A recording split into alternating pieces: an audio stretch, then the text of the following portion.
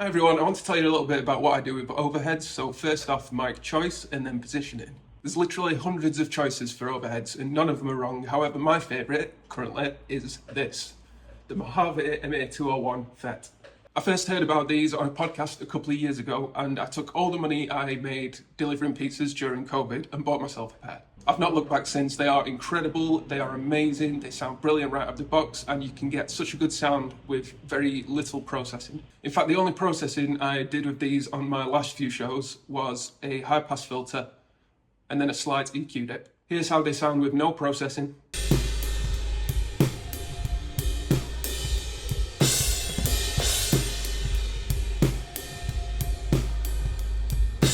And then this is with processing.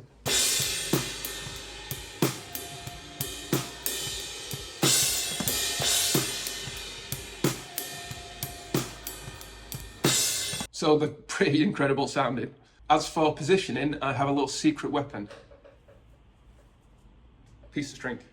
So one side of this goes right in the middle of your snare drum, and then the other end goes wherever it lands, either side of the drum kit. So with the microphone, I like to have it completely flat, just facing the floor, just slightly off center of the bell of the cymbal.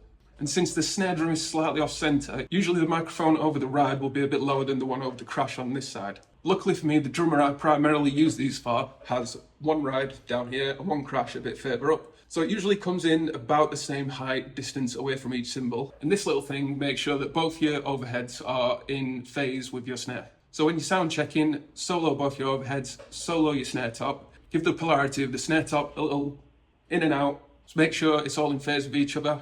And this thing has made sure you'll be in phase all of the show.